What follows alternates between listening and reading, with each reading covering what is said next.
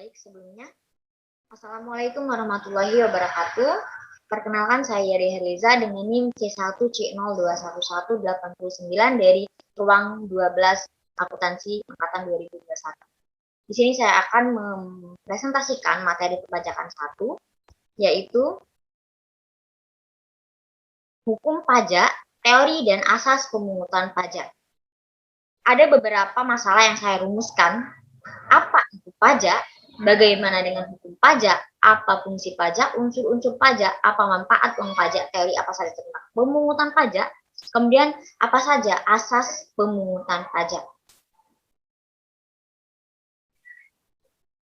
Apa itu pajak?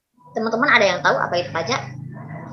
Saya mengambil salah satu pendapat ahli, yaitu dari Profesor Dr. Haji Rahmat Sumitro SH yang mengatakan bahwasanya pajak adalah iuran rakyat kepada kas negara berdasarkan undang-undang yang dapat dipaksakan dengan tiada mendapat jasa timbal kontra prestasi yang langsung dapat ditujukan dan yang digunakan untuk membayar pengeluaran umum. Kemudian menurut Undang-Undang Nomor 16 Tahun 2009, Pasal 1 Ayat 1 mengatakan bahwasanya pajak adalah kontribusi wajib kepada negara yang terutang oleh orang pribadi atau badan yang bersifat memaksa berdasarkan undang-undang dengan tidak mendapatkan imbalan secara langsung dan digunakan untuk keperluan negara bagi sebesar-besarnya kemakmuran rakyat. Dapat kita simpulkan bahwasanya pajak tersebut bersifat memaksa dan juga manfaat dari pajak tersebut tidak dapat dirasakan langsung oleh orang yang membayar pajak, karena pajak tersebut akan diberikan kepada masyarakat umum sehingga tercapainya kemakmuran rakyat.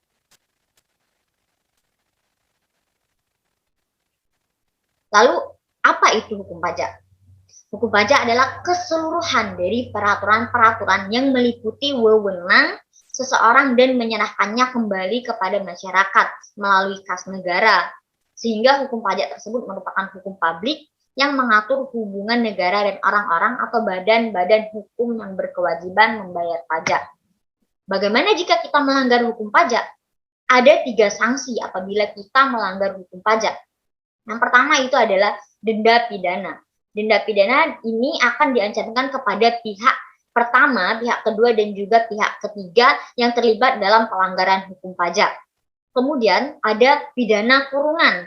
Pidana kurungan ialah ketika pihak ke-1 dan pihak ketiga tidak mampu membayar denda pidana seperti yang nomor 1, sanksi nomor 1 itu. Jadi mereka dikenakan oleh pidana kurungan. Kemudian sanksi yang ketiga ialah pidana penjara. Pidana penjara ini ada perbedaannya dengan 2 sanksi yang saya sebutkan sebelumnya.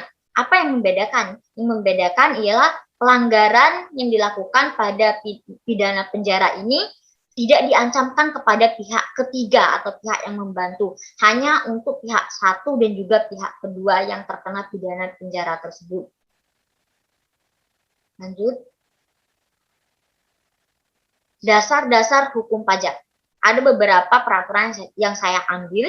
Yang pertama ialah Undang-Undang Nomor 14 Tahun 2002 tentang Pengadilan Pajak, kemudian Undang-Undang Nomor 6 Tahun 1983 tentang Ketentuan Umum Tata Cara Perpajakan, sebagaimana telah diubah terakhir dengan Undang-Undang Nomor 16 Tahun 2009. Undang-Undang Nomor 7 Tahun 1983 tentang Pajak Penghasilan, sebagaimana telah diubah terakhir dengan Undang-Undang Nomor 36 Tahun 2008.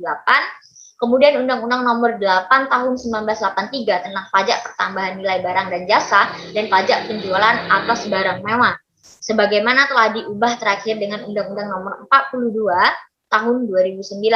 Ada juga Undang-Undang Nomor 12 Tahun 1985 tentang pajak bumi dan bangunan atau PBB, sebagaimana telah diubah dengan Undang-Undang Nomor 12 Tahun 1994 dengan Undang-Undang Nomor 28 Tahun 2009 tentang pajak daerah dan retribusi daerah untuk PBB sektor perdesaan dan perkotaan itu dialihkan menjadi pajak daerah yang sebelumnya menjadi pajak penghasilan pusat, sekarang sektor perdesaan dan perkotaan itu dialihkan menjadi pajak daerah. Kemudian ada juga Undang-Undang Nomor 28 Tahun 2009 tentang pajak daerah dan retribusi daerah. Undang-Undang Nomor 10 Tahun 1995 tentang kepabean, sebagaimana telah diubah dengan Undang-Undang Nomor 17 Tahun 2006. Lanjut. Fungsi pajak. ada dua fungsi pajak. Yang pertama yaitu adalah fungsi anggaran atau budgetary. Nah, fungsi anggaran di sini ialah pajak itu berfungsi sebagai salah satu sumber dana bagi pemerintah untuk membiayai pengeluaran negara. Kemudian yang kedua ialah fungsi mengatur reguler. Nah, di sini ialah fungsi pajak itu untuk membuat kebijaksanaan dan mengatur sektor ekonomi negara Indonesia maupun perilaku masyarakat Indonesia. Sebagai contoh ialah pajak yang tinggi terhadap minuman keras untuk mengurangi konsumsi minuman keras tersebut pada perilaku manusia, pada perekonomian negara juga.